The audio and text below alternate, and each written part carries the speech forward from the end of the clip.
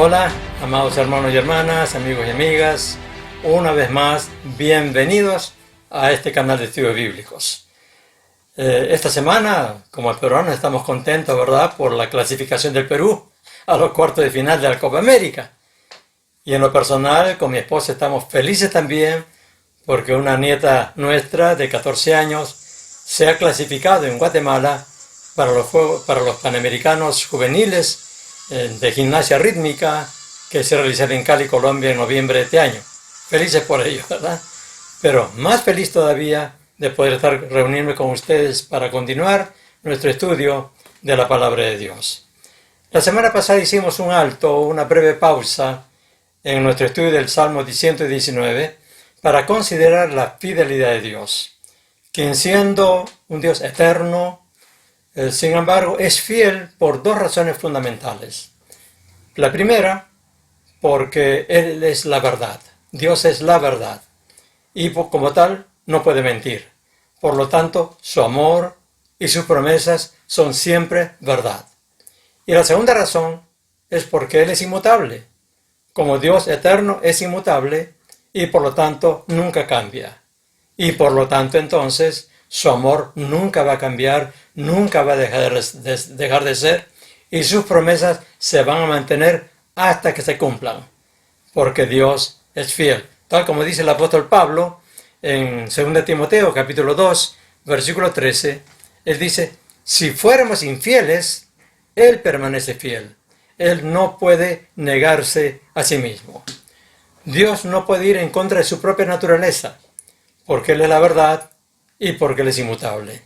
Por lo tanto, nunca puede mentir y nunca va a cambiar. Qué consuelo y confianza nos da conocer la fidelidad de Dios, ¿verdad?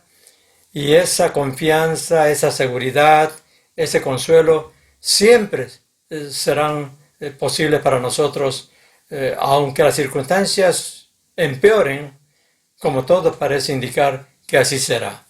Pero nosotros tenemos, entonces, la confianza en que Dios nunca nos dejará, Él siempre será ese Dios fiel. Hoy retomamos el estudio del Salmo 119 con la quinta estrofa, los versículos 33 al 40. Estrofa que empieza con la letra hebrea Hey.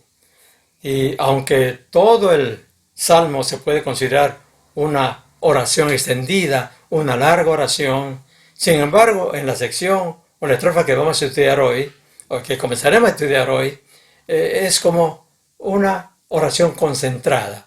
Es la oración central de todo el Salmo. Y tiene la particularidad de que no contiene ni una sola petición por beneficios personales, por una bendición material o cosas por el estilo. Ahora bien, recordemos que este Salmo comienza con la declaración en los versículos 1 al 5, bienaventurados los perfectos de camino, los que andan en la ley de Jehová. Bienaventurados los que guardan sus testimonios y con todo el corazón le buscan, pues no hacen iniquidad los que andan en sus caminos. Y en el versículo 5 dice, ojalá fuesen ordenados mis caminos para guardar tus estatutos. Ahora bien, las 8 peticiones que contiene la estrofa que vamos a estudiar hoy son peticiones que reflejan, expresan el deseo ardiente del salmista. Cuando él dice, ojalá fuesen ordenados mis caminos para guardar tus estatutos, es decir, lo que anhela es ser bienaventurado, ser feliz por ser perfecto de camino, no por otra cosa, sino por ser perfecto de camino. Quiere ser feliz por guardar los testimonios de Dios. Anhela andar en sus caminos sin desviarse, sin salirse de esos caminos, andarlos sin pecado y guardando los estatutos y los mandamientos de Dios. Por eso le pide a Dios que lo ayude a entender y a aplicar en su vida la palabra de Dios. Y esa es una vida, por supuesto, una vida conforme a la palabra, es una vida conforme al corazón de Dios. Por eso he llamado a nuestro tema de hoy una oración conforme al corazón de Dios.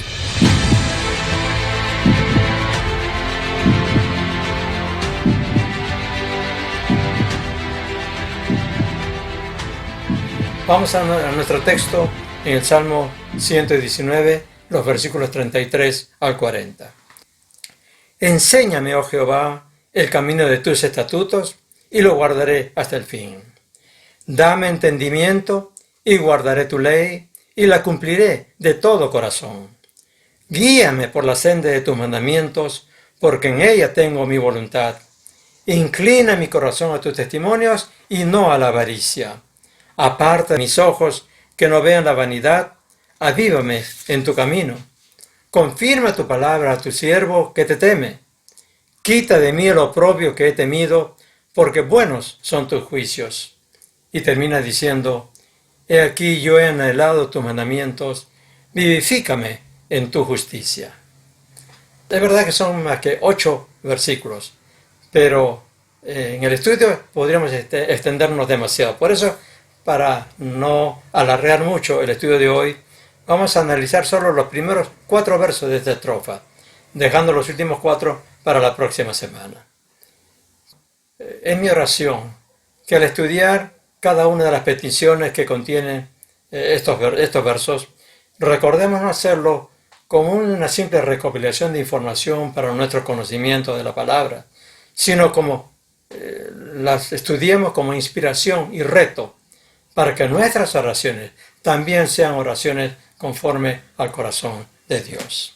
Así que sin más, vamos a comenzar a estudiar estas peticiones que encontramos en estos 4 primeros versos. La primera es enséñame. El versículo 33 dice, enséñame, oh Jehová, el camino de tus estatutos y lo guardaré hasta el fin. Esta petición, enséñame, se repite hasta 8 veces en este Salmo 119. Por lo tanto, enséñame es sin duda un clamor que sale del corazón, de lo más hondo del corazón del salmista.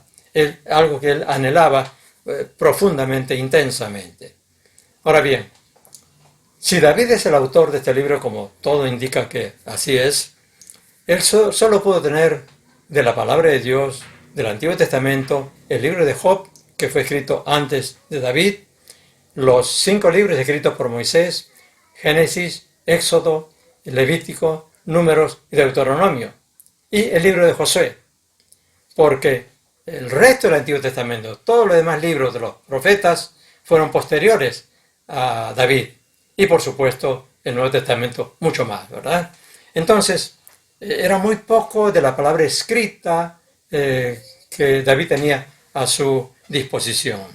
Y de esos libros, la mayor parte eran relatos históricos que contenían sí instrucciones, mandamientos y exhortaciones al pueblo de Israel cuando salió de la esclavitud de Egipto y peregrinó esos 40 años por el desierto.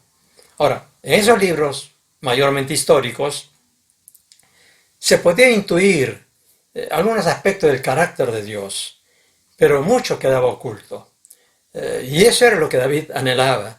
Él quería ser enseñado por Dios para conocer más a Dios, a ese Dios que él intuía en la naturaleza y que intuía en esos libros, pero que quería conocerlo mucho más.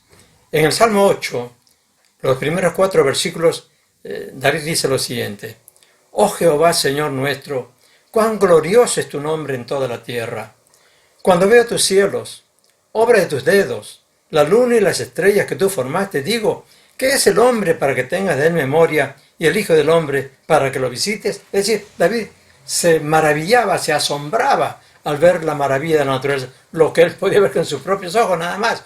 En aquel tiempo no habían telescopios, no habían ningún tipo de instrumentos, ni la informática, la computación que podría ayudarle a conocer, como nosotros conocemos hoy, la inmensidad de este universo, ¿verdad? Pero lo poco que él puede ver en una noche estrellada lo maravillaba. Y entonces él intuía que ese Dios que había creado todo esto era un Dios grande, maravilloso, sabio, etcétera, etcétera, ¿verdad? Por eso, teniendo nosotros, además de la naturaleza, que la conocemos mucho más que David, tenemos a los profetas, tenemos los libros que David conoció, más los profetas, más todos los escritos de los apóstoles, más las palabras de Jesús, las enseñanzas de Jesús mismo, registradas en los evangelios.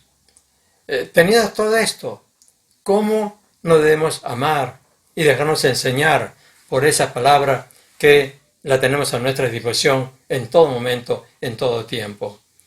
Palabra que David anhelaba con tanta intensidad. Realmente es un pecado no amar, no leer y no estudiar la palabra de Dios, para guardarla hasta el fin, como dice el salmista. Él pedía a Dios que le enseñe. Nosotros tenemos la palabra para enseñarnos. Y por supuesto, tenemos el Espíritu Santo que nos enseña también. La segunda petición justamente es: ilumíname, ilumíname. El versículo 34 dice: dame entendimiento y guardaré tu ley, y la cumpliré de todo corazón. Dame entendimiento. Lo que está diciendo es: ilumíname, ilumina mi mente para poder entender la palabra. David era consciente de que aún enseñándole Dios su palabra, él no tendría la capacidad para entenderla, para captar toda la profundidad, la hermosura, la grandeza, la belleza de esa palabra. Por eso le pide a Dios que ilumine su mente y su corazón para entenderla, porque entonces podrá guardarla y cumplirla de todo corazón, como era su anhelo. Recordamos que en los tiempos de David y durante toda la historia antes de Cristo, el Espíritu Santo no permanecía en la tierra. Sí venía y actuaba en y por medio de algunos hombres señalados, designados por Dios. Pero es recién en Pentecostés que el Espíritu Santo viene para quedarse, para morar en los creyentes y en la iglesia. Por eso hoy tenemos lo que David no tenía. Teníamos el gran privilegio de ser enseñados por el Espíritu Santo gracias a que Dios cumplió la promesa dada por Jesús cuando dijo en Juan capítulo 16, hablando a los discípulos: aún tengo muchas cosas que deciros, pero ahora no las podéis sobrellevar. Pero cuando venga el Espíritu de verdad, Él os guiará a toda la verdad, porque no hablará por su propia cuenta, sino que hablará todo lo que oyere, y os hará saber las cosas que habrán de venir. Él me glorificará, porque tomará de lo mío y os lo hará saber. Qué preciosa, ¿verdad?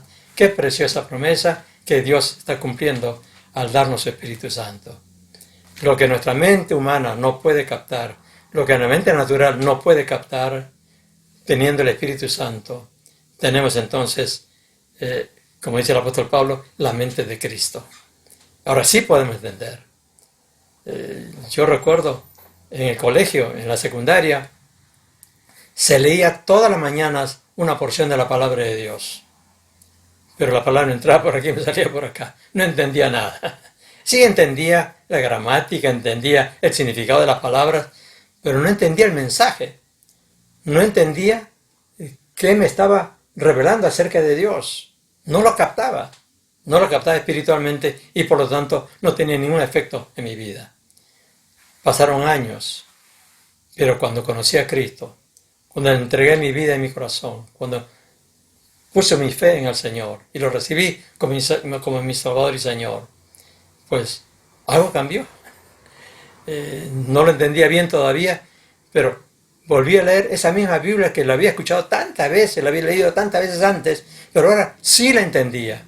Y me entró un hambre, una sed por leer la palabra de Dios. Yo recuerdo que recién convertido, tenía la Biblia manejando mi carro, lo tenía en el asiento. Llegaba a una luz roja, paraba el carro, ponía la Biblia sobre el timón y comenzaba a leerla.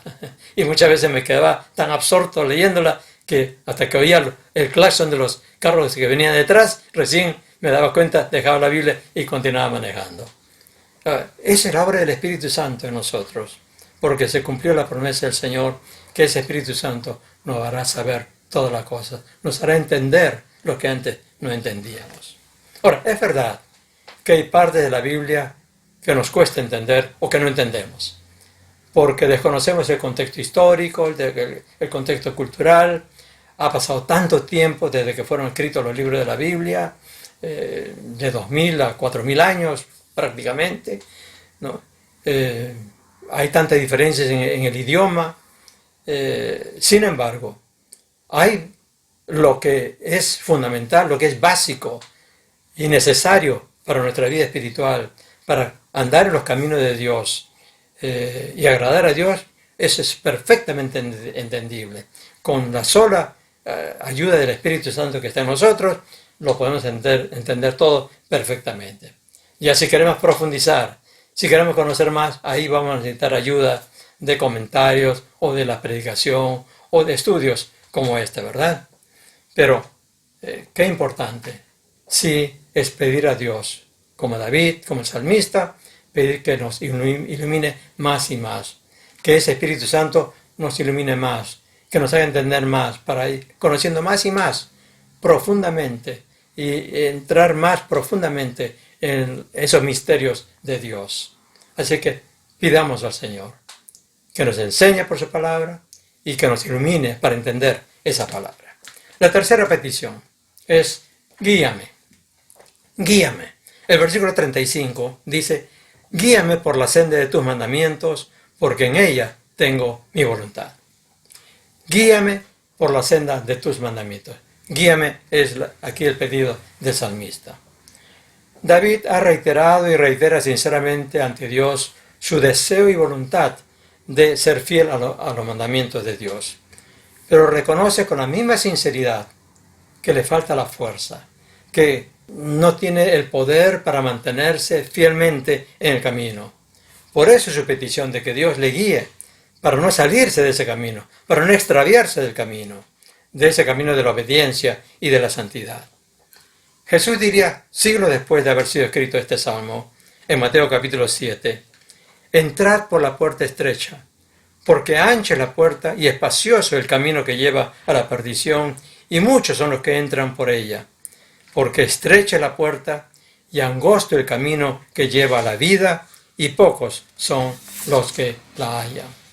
Jesús nos advierte, sí, el camino de Dios, el camino de la vida, el camino que lleva a la vida eterna, es difícil, es complicado, es estrecho y difícil. Y por eso necesitamos la ayuda de Dios, ¿verdad? Tenemos el Espíritu Santo y esa es una tremenda ayuda, pero tenemos que depender mucho más de Dios. Por eso la petición, que Él nos guíe para no desviarnos, no salirnos del camino. Ahora, fue también la experiencia de Pablo.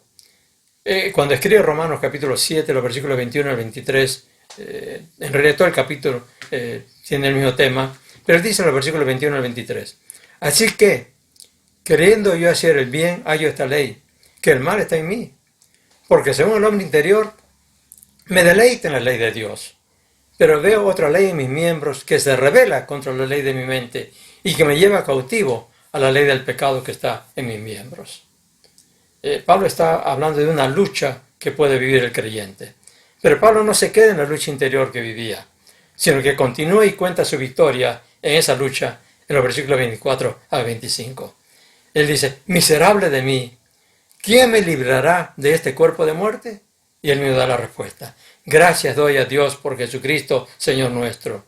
Así que yo mismo con la mente sirvo la ley de Dios, mas con la carne a la ley del pecado. Es decir, Pablo, en medio de la lucha, él tiene victoria. Y siempre tiene victoria porque dice, gracias a Dios por Jesucristo, Señor nuestro. Es Cristo quien nos da la victoria. Al conocer mucho más a Dios y a Cristo, a Jesús, a través de su palabra, podemos hacer que ese Cristo, ese conocimiento, nos dé la fuerza para mantenernos en el camino y poder vencer en esta batalla constante contra la carne, contra el mundo y contra el diablo. David no tenía el Espíritu Santo, que es el Espíritu de Cristo, que Pablo y nosotros sí tenemos, y que nos capacita, nos da la fuerza para mantenernos en la senda de los mandamientos de Dios. Si es posible, con la ayuda del Espíritu Santo y con la dependencia a nuestro Señor Jesucristo. La única condición es que, como el salmista, tengamos nuestra voluntad puesta en esa senda de los mandamientos de Dios. Como él dice, en ello tengo puesto mi voluntad. Que realmente lo deseemos, que realmente lo queramos. que lo queramos de todo corazón, y entonces Dios hará. Así que, hermanos, nuestra tercera petición es: Dios, guíame por la senda de tus mandamientos. Y la cuarta petición, y la última, es inclina. Inclina. Versículo 36. Inclina mi corazón a tus testimonios y no a la avaricia. Inclina mi corazón a tus testimonios. Inclina entonces es la cuarta petición a Dios del salmista. Ahora, analicemos cuidadosamente este verso porque contiene una enseñanza importante, muy importante y preciosa. David ha expresado anteriormente de varias maneras su voluntad a obedecer la palabra de Dios. Ha dicho: la guardaré, la cumpliré, en ella tengo mi voluntad. Sin embargo, aquí habla de inclinar el corazón. Es algo diferente. Es decir, ya no solo la voluntad puesta en obedecer la palabra de Dios, sino en que su corazón se incline. Está hablando de sentimientos, hablando de una inclinación natural, espontánea, hacia los mandamientos de Dios, los testimonios de Dios. Vamos a entender esto un poco mejor. Cuando decimos tengo inclinación por la ciencia, estamos diciendo que la ciencia nos atrae, ¿verdad? Que tenemos la tendencia natural a estudiar y dedicarnos a temas científicos.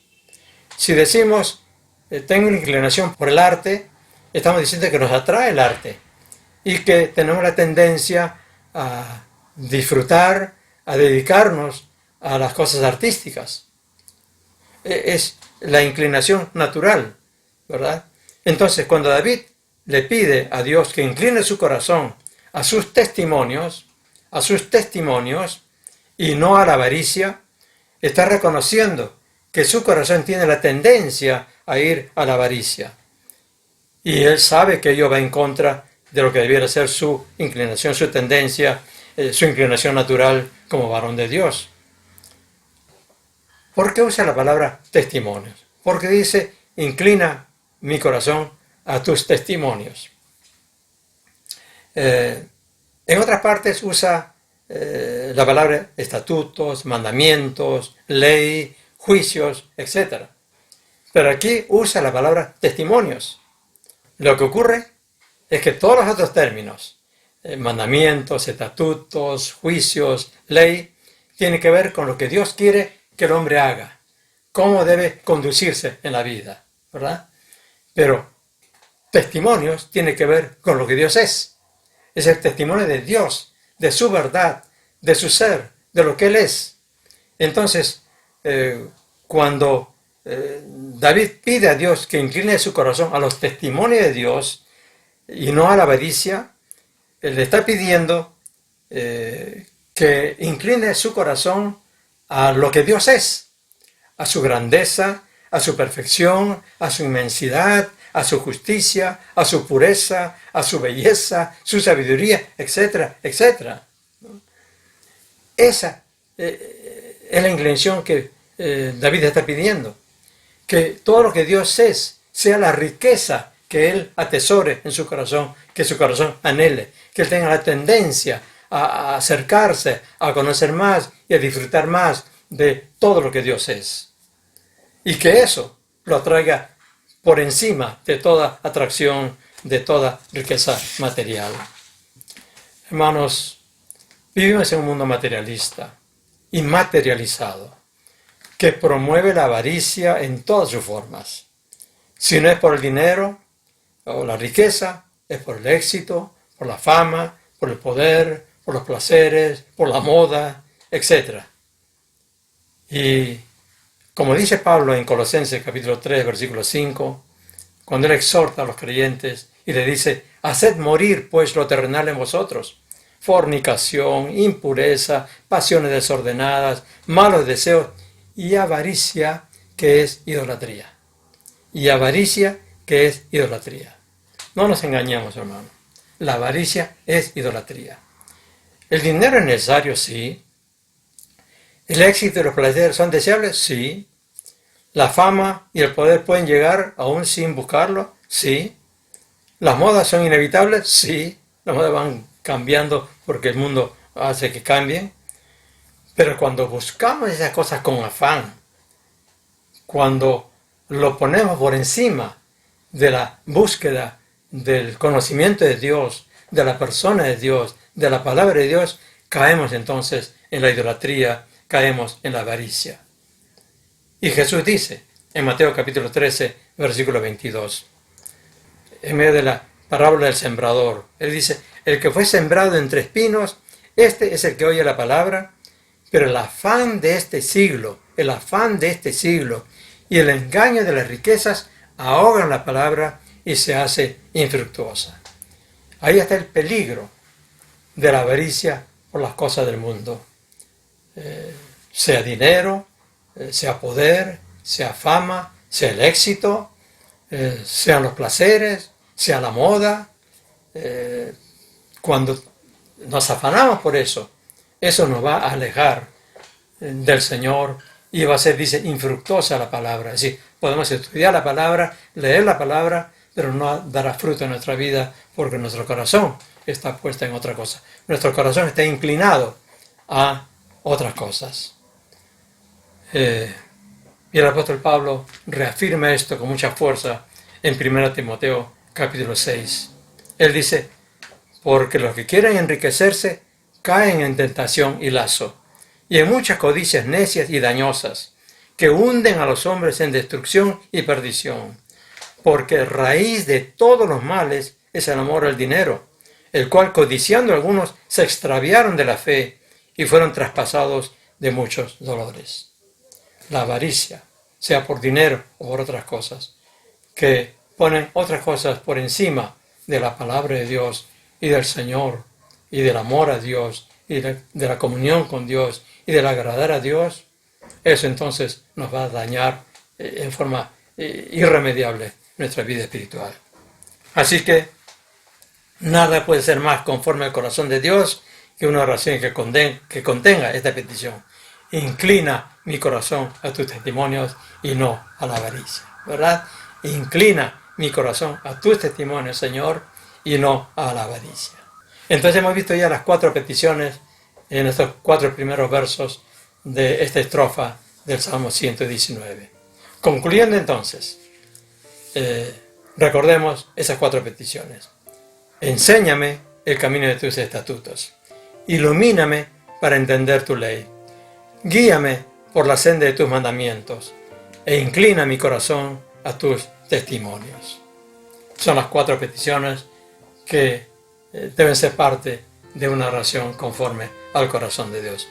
Pero no perdamos de vista que no son peticiones sueltas, inconexas, que simplemente se le ocurrió al salmista, sino que todas, estas 4 más las 4 que veremos la próxima semana, tienen como único propósito conocer y entender de tal manera a Dios por medio de su palabra, que podamos caminar en sus caminos, andar en sus sendas, en sus caminos, para que se cumpla entonces sí lo que declaró al comenzar el Salmo 119 y que lo vimos también al comenzar este estudio. Bienaventurados los perfectos de camino, los que andan en la ley de Jehová. Bienaventurados los que guardan sus testimonios y con todo el corazón le buscan, pues no hacen iniquidad los que andan en sus caminos. Así que, sin darnos cuenta, estamos descubriendo en este salmo el secreto de la felicidad que todo el mundo busca y no puede encontrar, ¿verdad? Porque la felicidad consiste en seguir por el camino estrecho que lleva a la vida, según las palabras de Jesús, y Jesús es el camino, la verdad y la vida. De tal manera que para nosotros la meta, nuestro destino está clarísimo, ¿verdad? Si queremos ser felices, tenemos que andar hacia esa meta de la vida de Jesús, hacia Dios, por medio de su palabra, caminando conforme a su palabra. Y por supuesto, orando conforme al corazón de Dios. Amén. Así es que ese Cristo está en nuestro corazón. Y podemos decir con todo gozo, aleluya, Jesús es mi vida, y Jesús es mi felicidad, y Jesús, por Él soy bienaventurado en este día. No importa lo que ocurra a mi alrededor, No importa los problemas y las dificultades. En lo profundo de mi corazón, en mi espíritu, hay gozo, porque estoy en los caminos del Señor. Amén. Así que hermanos, hermanas, amados, hasta la próxima semana, en que completaremos este estudio de una oración conforme al corazón de Dios.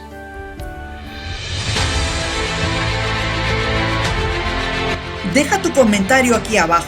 No te olvides de darle like y comparte el enlace con tus amigos.